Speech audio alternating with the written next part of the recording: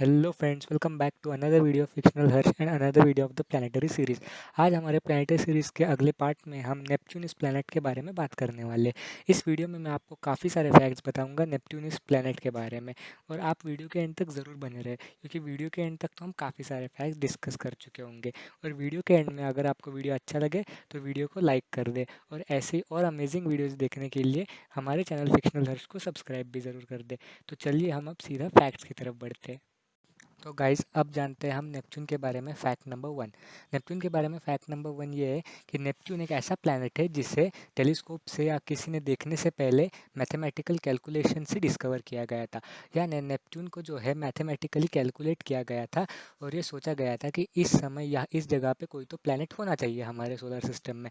फिर टेलीस्कोप से देखा गया और वहाँ हमें मिला नेपच्यून, ये प्लैनेट। यानी कि नेपच्यून को मैथमेटिकल कैलकुलेशन से प्रेडिक्ट किया गया है कि यहाँ नेपच्यून होना चाहिए। और उसके बाद जब टेलीस्कोप से देखा तो वहाँ नेपच्यून था, और ये ऐसा फर्स्ट प्लैनेट है जिसे मैथमेटिकल कैलकुलेशन से ही डिस्कवर किया गया है। अब नेपच्यून के बारे में फैक्ट नंबर टू है उसके डे के बारे में। नेपच्यून पे जो एक डे होता है वो होता है 16 आवर्स का, यानी 16 घंटे का।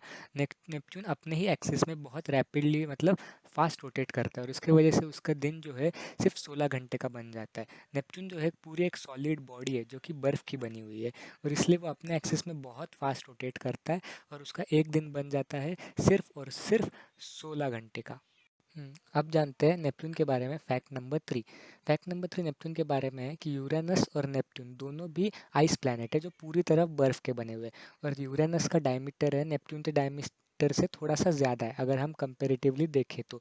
पर फिर भी नेपच्यून के साइज़ में छोटे होते हुए भी उसका जो मास है वो यूरेनस से भी ज़्यादा है। ऐसा इसलिए है कि यूरेनस का भी जो अपर लेयर है वो आइस का ही है, पर उसके अंदर के लेयर में हाइड्रोजन, हीलियम और मीथेन जैसे गैस हमें मिलते हैं। पर वही अगर हम नेपच्यून की बात करें तो उसका इनर लेयर पूरी तरह रॉक से बना हुआ है, जो कि उस प्लैनेट को बहुत हेवी बनाता है।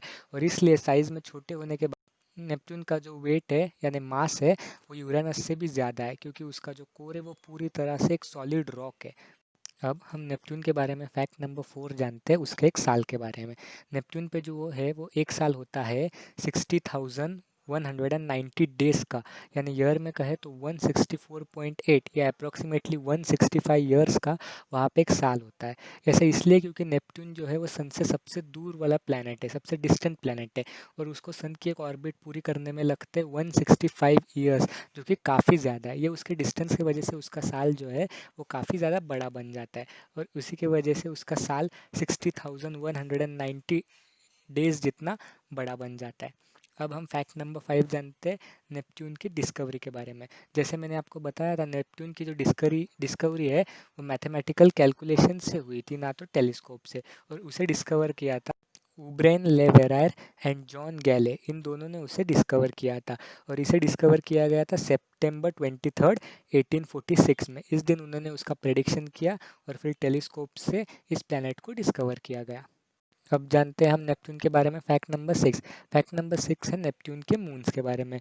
नेपच्यून के पास टोटल 14 मून्स है, पर उनमें से मैं अगर सबसे बड़े मून की बात करूँ तो उसका नाम है ट्राइटन। ये नेपच्यून का सबसे बड़ा मून है जो कि पूरी तरह से आइस का है, यानी नेपच्यून और उसके मून्स जो है वो सेम ही है एक्चुअली, वो सब आइस के बॉल्स है। पर उसका सबसे बड़ा मून है ट्राइटन, पर टोटल उसके पास मून्स है 14। 14 मून्स है टोटल नेपच्यून के पास। अब हम जानते हैं फैक्ट नंबर सेवन, जो कि है नेपच्यून के नाम के ऊपर। यानी कि नेपच्यून ये नाम हम सबको पता है कि किसी रोमन या गॉड या गॉडेसेस के ऊपर ही रखा होगा, पर किसके ऊपर? तो रोमन गॉड ऑफ सी इसे कहा जाता है नेपच्यून। रोमन में गॉड ऑफ सी का नाम होता है नेपच्यून, और इसीलिए वो जो बर्फ़ का बना हुआ प्लैनेट है और उसका कलर बहुत ज़्यादा डार्क ब्लू है, इसी को देखकर उन्होंने उसे नाम दिया था नेपच्यून, यानी कि रोमन गॉड ऑफ सी। और ऐसे उस प्लैनेट का नाम पड़ा था। अब हम जानते हैं नेपच्यून के बारे में फैक्ट नंबर एट। नेपच्यून के बारे में फैक्ट नंबर एट है कि जैसे मैंने कहा था यूरेनस पे डायमंड्स बरसते हैं, उसी की तरह नेपच्यून इस प्लैनेट पर भी डायमंड्स बरसते हैं। भले यूरेनस के कंपैरिजन में कम होते हैं, पर नेपच्यून पे भी डायमंड्स बरसते रहते हैं। वैसे दोनों भी बर्फ़ के बने हुए हैं, और दोनों के प्लैनेट में मीथेन गैस मिलने की वजह से वहाँ डायमंड्स फॉर्म होते हैं, और डायमंड्स फॉर्म होने के बाद वो बादलों से नीचे बरसते हैं। मतलब यूरेनस और नेपच्यून इन दोनों प्लैनेट्स पे डायमंड्स बरसते रहते हैं। अब जानते हैं नेपच्यून के बारे में फैक्ट नंबर 9। नेपच्यून के बारे में फैक्ट नंबर 9 है उसके क्लाइमेट के बारे में। नेपच्यून के पास काफ़ी ज़्यादा एक्टिव क्लाइमेट है और उसके ऊपर बड़े-बड़े स्टॉर्म्स आते रहते हैं। और एक स्टॉर्म जो कुछ सालों पहले यानी 1989 में आया था, उस स्टॉर्म की स्पीड थी 600 किलोमीटर पर सेकंड की, यानी सॉरी 600 मीटर पर सेकंड्स की, इतनी ज़्यादा उसकी स्पीड थी उस स्टॉर्म की। और उसे कहा गया था द ग्रेट डार्क स्पॉट। वो जो अपर एटमॉस्फेयर है नेपच्यून का, वहाँ पर ये स्टॉर्म आया था और आसपास 5 साल तक ये स्टॉर्म चला था।